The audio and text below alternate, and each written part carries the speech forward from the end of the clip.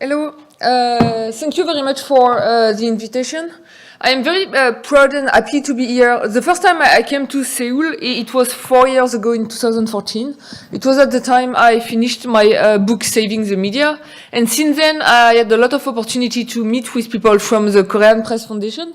In particular, because thanks to them, I realized that the kind of non-profit model I am pushing for the media, and in particular, media companies owned by their shareholders. One of the unique examples of this kind of media companies, in fact, you find it in Korea through the Ankorie media company. So I'm going to conclude my talk today with some remark about this Korean model for media companies. The departure point of this talk, you know, like we have been like talking about that like the entire day, is that the media industry, in a sense, is in a state of crisis, even if we can find some solution to solve this crisis. This is linked partly to the fact that with digitization, we have changed the nature of competition in the media industry and the range of products that are provided. I think there is also growing concern about news quality and the effectiveness of the media as a check on power. I am not going to spend too much time talking about fake news, but obviously, you know, not even thinking about the Brexit or about the election of Donald Trump, what just happened 2 days ago in Brazil is another sign of the fact that fake news can play a key role, in fact, in the way democracies work around the world. What we observe is a collapse in the number of journalists all around the world, and this is also the case in South Korea. And I think the big question I am going to try to tackle today is to which extent news still have a commercial value in today's world. I am going to argue that for sure news have a very strong social value and that we need news and we need high quality news, in particular for democracy, in particular for the quality of the political debate. But then the commercial value of news is a big open question. This talk will be like based mainly on saving the media, but not only because as we just saw, like we saw that from like 2017 to 2018, a lot changes in the media industry. So like not even speaking into a book like written like 4 years ago, like a lot of changes happened. So it will also be based on kind of more recent research. I will organize this talk around like 4 lines. The first question will be to which extent will foundations be the future of the media industry?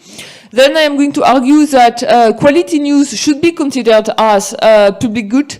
Turn to the issue of the demonetization of high quality information in the online world, and finish with a proposal, which is a non-profit media organization. Here we are in the foundation for the press, the Korea Press Foundation, and this idea that news media are more and more funded through philanthropy is not something that is specific to Korea, but something that we find in particular in the US. This is not specific to the media industry. A lot of public goods now are provided through philanthropy, like whether it is art, culture, education, health. But this is something that we see more and more for the media industry. Just to like pick some numbers, for example, between 2009 and 2011 in the US, nearly $2 billion were awarded in media-related grants. A website like ProPublica, which is a very important website in terms of investigative journalism in the US, was entirely funded through philanthropy, and I could give you like a number of other examples. Now there is one big issue with philanthropy, which is the fact that if you look at philanthropy, very often it's not about like a lot of people crowdfunding media outlets. It's about 1 or 2 big billionaires buying media outlets. And I think we should go in an opposite direction, in a sense, a little bit of the model, civil model that Matt presented to you, this idea of having like multiple stockholders for media outlets and a lot of like journalists, a lot of citizens funding the media through philanthropy, if you want, but philanthropy conceived more as a crowdfunding.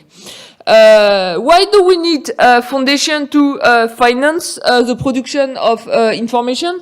The point I am going to make mainly in this talk is that we need philanthropy to finance media organization, because the good that is produced by media organization, which is information, should be considered as a public good. And according to me, a public good cannot be left at the mercy of the market. I know that it may contradict a little bit the previous talk that we had, in which it was more about like maximizing the size of audience one way or the other, like thinking about like the optimal paywall strategy you want to introduce, or using Sharbit, in fact, to attract more audience. In a sense, I think this is not contradictory, because I am not claiming at all that the media shouldn't have any commercial activities. I am buying the fact that the media should have commercial activities and they should make money. But my goal is to say that this money should be reinvested back in the media industry, because the goal should be to maximize the quality of information and not the profitability of the media organization. So for sure we should consider audience. For sure we should aim at like increasing audience and engage more with audience. But I think we shouldn't do that for monetary reason. We should do that to improve the quality of the information we offer to the citizens. Why? Because again, and I'm going to insist a lot of that, even if I know that everyone won't agree with this point, because I think and I consider strongly that information should be considered as a public good, and that this public good is something very necessary in a democracy. Very often people define democracy as a person, a vote. I think we should define democracy as an informed person, one vote. Why? Because if you are not informed as a citizen, either your vote is completely random, but in this case, you know, if your vote is random, it's a little bit as if you were not turning out, or your vote is captured. It's captured by someone who is going to misinform you to try to convince you to vote in a certain direction. And again, if I should take another time the example of the Brazil election, there being like a lot of proof that big firms in Brazil were sending text messages through WhatsApp to citizens to convince them about like false policies that were going to be implemented by Haddad in case the Brazilian Labour Party was to win the election. So you see how important it is to have free and biased, high quality information for a well-working democracy. For the sake of time, I'm not going to go through like all this, but in the economic literature, now it has been very well demonstrated first that when people are more informed, they do vote more, they participate more in elections. Second, that when people are more and better informed, governments are more accountable. In particular, there is less corruption and there is a better delivery of the public goods. And third, in a sense, when people are less informed, they do vote less. And there is less government accountability. And you know, there is this idea, in particular in the United States, that at the local level now, a lot of like local newspapers, they did disappear. And there is a much lower coverage of corruption scandal. So either you think that because there is no longer any local newspapers in the US, local governments decided no longer to be corrupted, or you realize that because absent this check on power, there is some corruption scandal as before, but we just no longer know about it, which is kind of an issue. Now there is this puzzle. What I just told you was true for newspapers, it was true for radio, and to a certain extent it was true for TV. But now with the internet, we have like more information available than ever, more websites. A lot of this information is available just for free.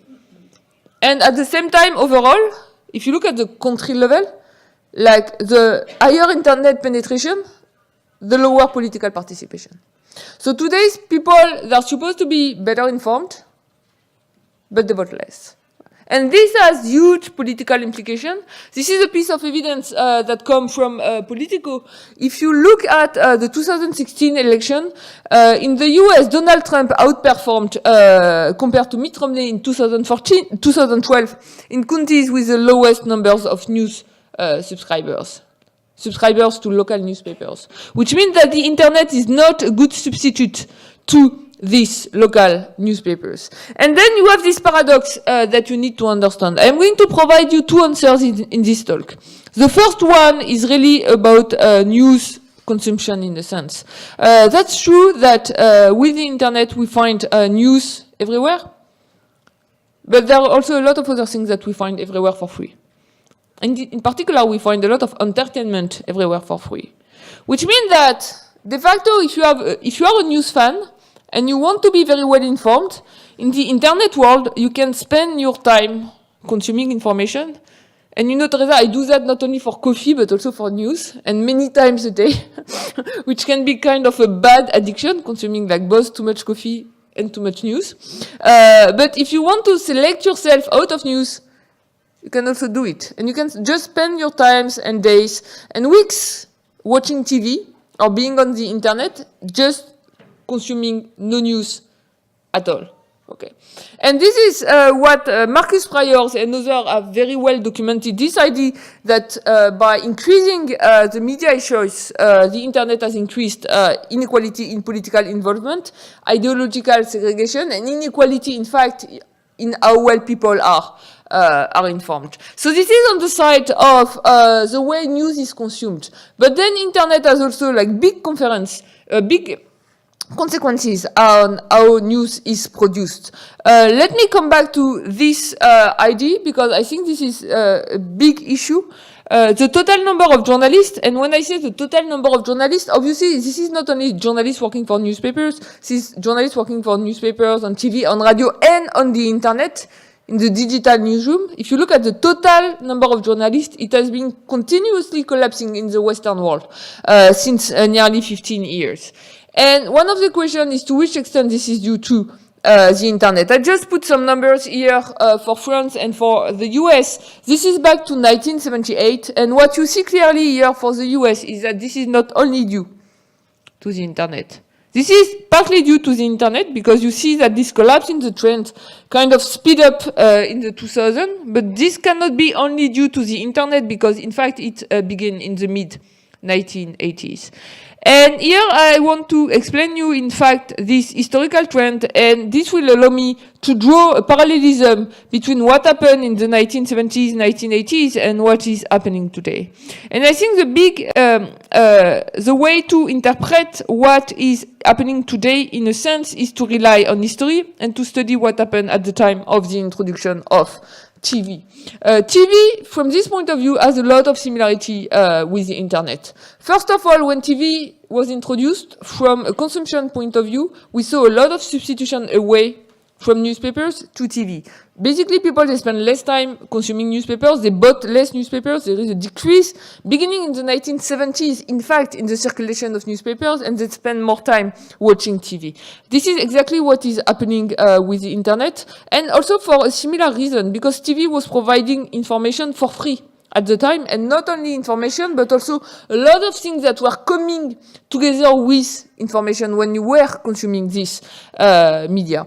The second similar point you have between TV and the internet is that in both cases you have a very negative shock on the advertising side of the media market. Just think about a company who have to decide where to advertise. It's just much more efficient for you to advertise on TV or to advertise on the internet, by the way, for different reasons, than to advertise in newspapers. So with the introduction of TV and then with the introduction of newspaper, what we saw was a collapse both in the quantity of advertising in newspapers and in the price of advertising for newspapers. And this is something that I have documented both in the case of France with a colleague of mine who is at Columbia University, Charles Angelucci, where we have studied the effect of the introduction of advertising on television in France in 1968. Don't be like surprised. This is not a mistake. Like France took like 20 years more than the US to introduce advertising on TV, but now we did it. And what we find is that this introduction led to a 24% decrease in the advertising revenues and to a 21% decrease in the size of the newsroom of a French newspaper. So it was just a huge negative shock. And if you look at the US, and this is also something I did with Charles Angelucci and Mike Sinkinson with at Yale University, we studied the impact of the introduction of television in the US in the 1940s, 1950s, 1960s, and we find exactly the same thing. At the time of the introduction of TV, and we can use variation because it was not introduced in all the US counties at the same time, we see a collapse in sales revenues, a collapse in advertising revenues, and a collapse in the size of the newsroom. And on top of it, what we see for the US is that we see also a collapse in the quantity of news produced. So this is hard to measure the quality of news, but if you look at the quantity of news, we saw a decrease in the number of pages of newspapers, less words per page, like more white space, and higher reliance, in fact, on the dispatches produced by AP and by Reuters. So basically, and I think this is one of the big questions we will need to answer is, to which extent for legacy media would it be possible to make profit out of producing high quality news with the competition of TV and with the competition of the internet? And let me just finish this part with this plot, because I think it always struck me like a lot. On this plot, I just plot the blue line is newspapers advertising revenues in the US, and the red line is the number of journalists. And what you see here is that there is kind of a perfect correlation between the two plots. Okay, when you have like the decrease in newspaper advertising revenues, you have a collapse in the number of newspapers. I have to say here that there is no math. There is not a mathematical formula that is going to link advertising revenues to the size of the newsroom. The very large majority of the newspapers in the US at the time they faced the decrease in advertising revenues, they were still making a lot of profit. So there were two ways to react, in fact, to this collapse in advertising revenues. Either you decide to have lower returns on your investment, even if you can still make some money, or you decide to keep the same level of profitability, and then you cut in the expenses when you face a decrease in the revenues, which is a choice they have made, but they have made this choice because the majority of the newspapers at that time was public newspapers with a responsibility towards their shareholders, and the responsibility towards their shareholders was to maximize profits. And we can think about other business model for the media outlets where your responsibility is not toward your shareholders, but toward your readers. And then when you face a shock and a decrease in advertising revenues, you can decide just to reduce the returns on investment and to maximize the quality of the information you produce. So this collapse in advertising revenues, yes, just to like one more word on this one. In a sense, I think, but I guess this is a little bit what you said also for like Norway and for the substitution between advertising revenues and revenues from sales. Revenues from advertising are not going to come back. That we know it for sure. Like there is a lot of advertising revenues. There is an advertising market on the internet. It's entirely captured by a few number of players that are Google, Amazon, Facebook. Like none of the media outlets now are taking advantage of it. And this is not going to change. This is a very long time trend. So what we need to change is the relationship. Because if we do not change the relationship, what is going to like completely disappear is the journalists working to produce high quality information. So this is the first threat, let's say, to the production of high quality information in the world of the internet. The second threat, in a sense, is the fact that the internet has increased the ability for rival news outlets to appropriate stories. Think about this world that we completely forgot, but this was a world that existed 30 years ago, where when newspapers were able to break out the stories, they were making some money out of it for at least 24 hours. So basically, as a media outlet, you invest a lot of money in investigative journalism, you break out a scoop, and for 24 hours you were able to monetize the scoop because the other newspapers, they had to wait their following publication to be able to publish the same news story. So at least you had this like time interval to make some money out of the news you were producing. What is happening today? The cost of breaking out a news story is still the same, perhaps even higher than what it was in the past. But now you break out a news story, and you will find the exact same news stories on the internet within what? 1, 2, 3 minutes, 4 minutes. In fact, for the media outlets that produce the story, the cost is still very high, but the benefits are very low, at least in the short run. In the long run, it may be different because you rebuild trust, you build reputation. But in the short run, you don't know how to monetize your news story. And this is something that I have documented with two computer scientists, Nicolas Hervé and Marie-Lise Gio. What we have done is we have done the following. We have computed all the information produced online by the universe of French general information media outlets during 1 year, 2013. We have around like 2.5 million documents. And basically what we have done is that we have studied the propagation of the news stories. So like in France in 2013, you have around like 25,000 news stories. And for each news stories, we can determine who breaks out the news stories and then study the propagation of news. And what we found is the following. First, a quarter of the news stories are reproduced online in less than 4 minutes. And second, in a sense, if you want, journalists are not superheroes. They are not able to produce an article in less than 4 minutes. Which means that if a quarter of the news stories are reproduced in less than 4 minutes, this is because journalists rely a lot on copy and paste. And in fact, we quantify original content versus copy and paste online, and we found that 2/3 of the content online is just copy and paste, and just 1/3 of the content that is produced online is original work. So basically, it means that you pay to produce an original news story, but at the end of the day, for the consumers, it's completely indifferent to consume the stories on your website or on other media outlets' website, and so you don't know how to monetize this news story. This is the negative view of what is happening. Now I have a little bit of an optimistic message. Because in fact, from what we find, it means that basically when you break out a news story, you can reach only 1/3 of the benefits out of these news stories, okay?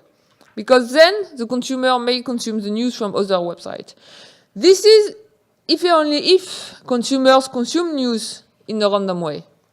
What we show in this paper and book is that at the end of the day, consumers, they do not consume news in a random way. To do that, what we did, so we were looking to have like data such as the Charbit data, so like information on the number of clicks at the story level. But this data is kind of proprietary data. So we needed to find another way to measure audience at the story level, and in particular to see whether people were willing to consume more original news story. And in order to do that, we find an alternative of having like the audience number at the article level. We collected the number of shares on Facebook and shares on Twitter at the article level. And what we do find, in a sense, is that there is kind of a positive and strong relationship between the number of times an article is shared on Facebook and the originality of the article. I think this is kind of an important message that we need to have in mind, because very often when we talk to a number of publishers, they are still like spending a lot of time trying to be first on the news, not by which I do not mean they try to be first on breaking out a news story, but they try to be as quick as possible to cover a story on their website once this story is available on other websites. And in fact, what we show in our study is that readers, they also reward originality. So perhaps in the short run, the best strategy is to just copy and paste at a very low cost by hiring like young, inexperimented journalists. But over the long run, if you want to build a reputation, it's better to do a little bit less copy and paste and to invest a little bit more on producing original news. So let me conclude with the model I propose in my book, Saving the Media, that is the non-profit media organization. What is a non-profit media organization? This is a new model intermediate in status between public companies and foundations, and this is really a model that was inspired by one of the great international universities that combine both commercial activities and non-commercial activities. Okay, so the non-profit media organization, to begin with, is a non-profit media company. I think we shouldn't be afraid to think about media companies as being non-profit. In the UK, The Guardian is owned by a foundation. The main media company in Germany is Bertelsmann, which is owned by a foundation. And now, in particular in the US, we see more and more non-profit journalism. So I think we should really think about non-profit companies to rethink the future of the media landscape. What are the characteristics of a non-profit media company? First of all, it may invest any surplus revenue back into the organization. So again, this is not about not doing any money. You can make a lot of money. The only thing is that you need to reinvest the money because your goal should be to maximize the quality of the information and not the dividends you give to your stockholders. The second thing, which I think is key, is that the shareholders are not allowed to withdraw. which is something very important now to preserve the independence of journalism. In France, just 1 week ago, we faced a big change in the capital of Le Monde newspaper. So a lot of people were saying, okay, we have these 3 billionaires, Pierre Berger, Mathieu Pigasse, Xavier Niel owning Le Monde, and they preserve the independence of the newspaper, so we shouldn't be afraid by this capital structure. And then 2 weeks ago, one of the 3 shareholders, Mathieu Pigasse, announced that he was going to sell half of his shares to a Czech billionaire, who is making the majority of his money from its energy activities in Eastern Europe. And then we do not know whether he will be willing to intervene in the content of Le Monde newspaper, or what kind of power he's trying to buy by buying shares in the main French newspaper. So I think if we want to protect journalist independence, we really need to avoid this kind of situation. And the third characteristic of the non-profit company is, given that this is the foundation, contributions to this organization are tax deductible. These are the characteristics of the non-profit company, but the non-profit media organization are at the intersection between a non-profit company and a public company. And in particular, the characteristics of the model I defend is that there are a lot of stakeholders, each of them with voting rights. Because what we don't want is to have a philanthropy model where one unique billionaire or shareholder owned all the company, through like traditional media company format or through a foundation. So in my model, what is key is that the voting rights do not increase proportionally with the shares in the company. So to summarize kind of quickly, below a certain threshold, let's say 1%, you can have stockholders that are allowed to gather to form an association. So for example, an editors association or readers association, which is a way to give voting rights to very small stockholders. What is kind of key is that above a certain threshold, the voting rights increase less than proportionally with the capital shares. So you limit the voting rights, you limit the power of the very large stockholders. And third, below this threshold, investors would receive a proportionate boost in their voting rights. So you increase the power of the very small shareholders. Is that realistic? Yes, in a country like France or the US, you only need to introduce a new legal status that is very easy to draft in the law. Second thing, I have been working since 2015 with a lot of like media organization in Italy, in France, and we have introduced bylaws for this media such that the journalists and the citizens own the media, so you don't even need the change in the law. The bad thing in this case is that you have like more power sharing, but you don't have the tax deduction, so it will be a little bit better with a boost from the government. And the third thing that I want to highlight is that readers are willing to contribute. There have been a lot of crowdfunding campaigns everywhere in Europe, in Western countries, to help the media outlets that were in crisis. Every time these crowdfunding campaigns have been huge successes. So I think when you ask citizens, do you want to pay for the media? They tend to say yes.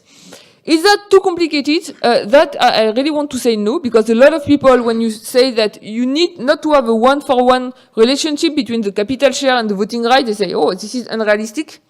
But in fact, this is what is happening both for the New York Times and for Google. If you take the New York Times and Google, you have two class of capital share, class A and class B. For class A, you have one capital share, 10 votes. For class B, you have one capital share, 1 vote. So we know very well how to do that. In fact, it happens a lot. Would that give too much power to the government? I think this is an easy criticism because I am French, and very often when you are French, like people from abroad, they perceive you as a socialist. So they are afraid that you want to have like public media everywhere, not in the sense of like publicly listed, but in the sense of owned by the government. I really want to say no. I think that information is a public good, by which I mean that perhaps we should have like more public funding for the media. The good things to do it through the non-profit media organization is that, in fact, at the end of the day, the citizens decide which media outlet they want to fund, and then the government only boosts, in a sense, their donation through the tax deductions. So you have more public money, but there is no direct intervention at all of the government.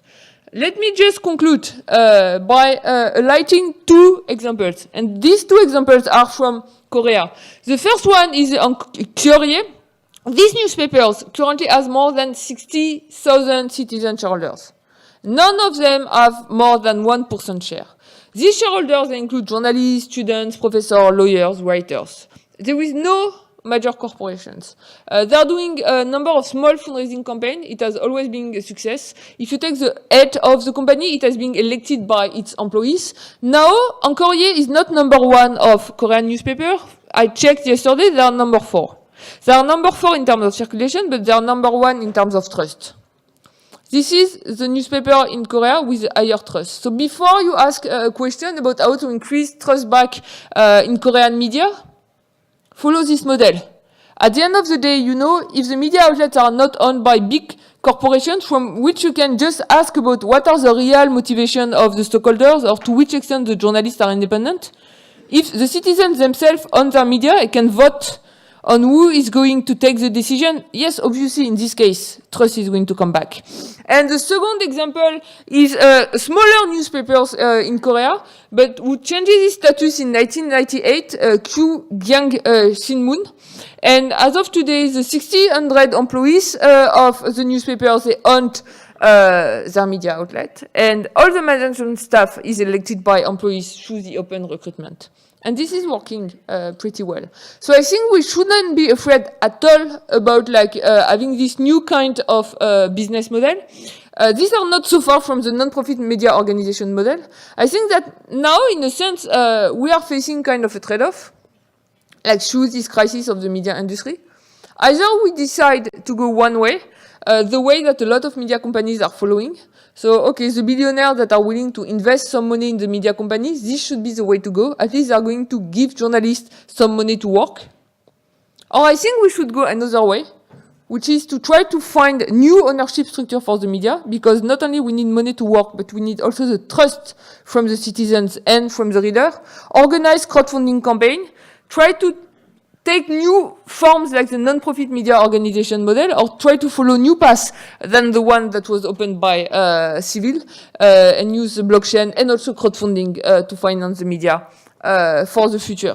Obviously, I'm not claiming that the non-profit media organization is going to solve all the problem, but at least it solves a number of issues because it allows more democratic power sharing.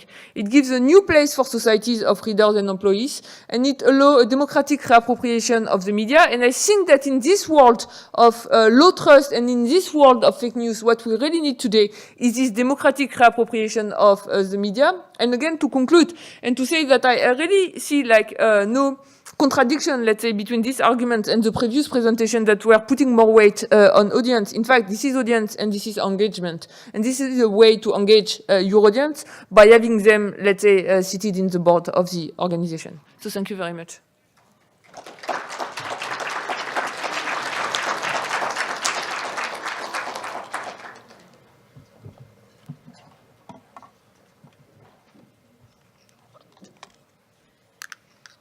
네, 좋은 강연해주신 줄리아 카제 교수님께 감사드립니다. 이어서 Q&A 세션으로 넘어가 보겠습니다. 첫 번째 질문 보시겠습니다.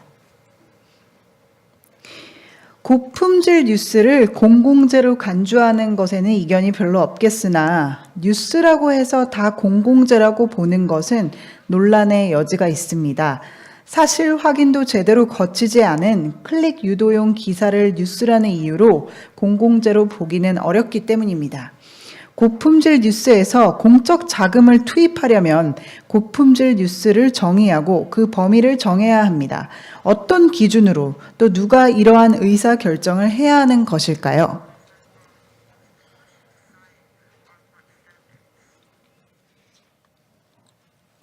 I do agree. This is a very good point. And I think this explains also why there is such a lower level of trust in the media. Like very often when people open their newspapers or just like watch news on TV, they are unhappy with the content. And very often they got this impression that rather than being given to read the best quality articles they should be given to read, they are just reading like a clickbait article when this is not about native advertising. So I'm not claiming that today all the news you are going to find in the media outlets you consume is a public good. But this is the aim we should have in mind. Okay, what we should aim at is that all the general information media outlets should provide high quality information defined as a public good. Now, how do you measure high quality information? How do you measure the quality of information? This is a very hard question. One of the paths I followed in my research was really to look at originality of information, which is a way to measure the quality. And you may say that an original article is of higher quality than an article that is just copy and paste from other sources. Rather than that, it's complicated. You cannot even say that I'm going to measure the quality of news through the quality of the language, because you can have a news article with a very high level of language that is going to be hardly understandable for the majority of the readers, and then the readers are going to read the article but not to understand it very well. So I would say that high quality information is unbiased information, it's factual information, and it's also information that the majority of the people can understand when they read this information. And so from this point of view, I think we cannot define quality the same way for different media outlets with different audience. So this is complicated. But I am not claiming that all the news you consume today is a public good, but I'm really claiming that what journalists should be allowed to produce and should aim at producing is high quality news, and high quality news is a public good. 네, 다음 질문 보시겠습니다.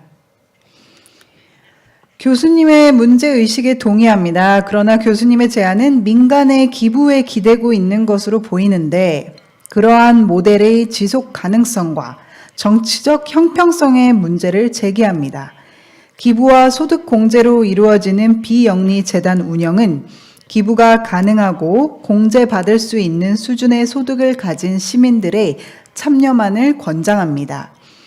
한국에서 소득 공제를 받을 만큼의 소득을 올리는 시민의 수는 전체의 절반 수준입니다. 여성들과 청년들의 참여 또한 제한됩니다.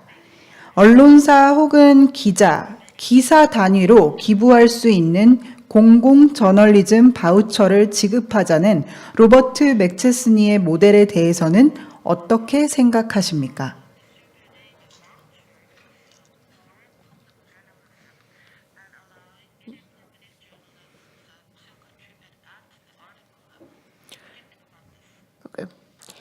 So on the first point, I was summarizing my book. In the book, I argue two things. I argue against tax deduction. I say it's much better to have tax credits.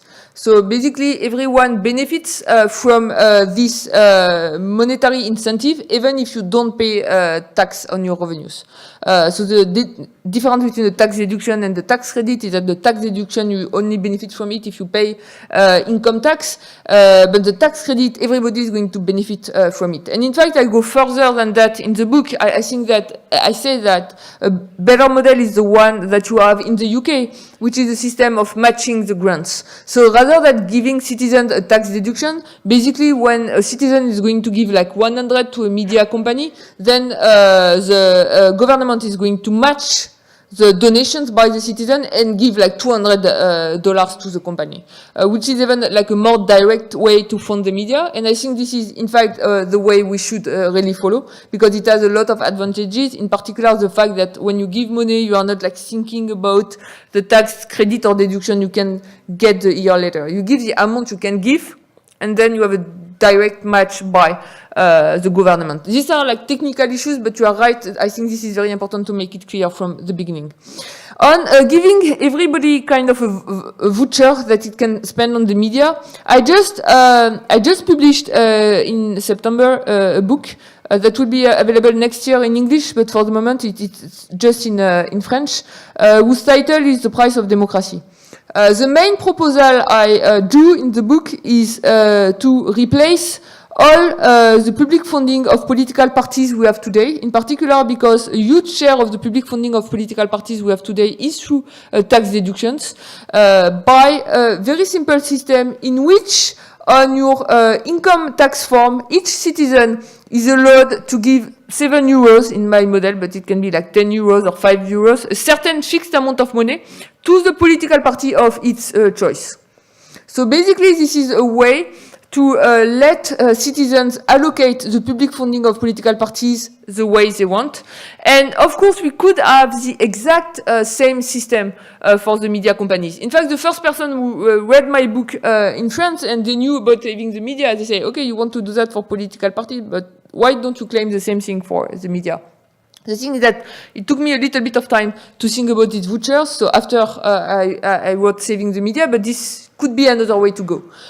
In particular, if you think about like poor people, even for poor people, like giving some money to a media company, even if it were through a matching grant, this can be very costly because a lot of people are constrained from an income point of view. So you can decide like to give like 5 or 10 euros to every citizen in Korea, like a voucher that they can allocate to the funding of the media organization of their choice. I think this is a very interesting proposal.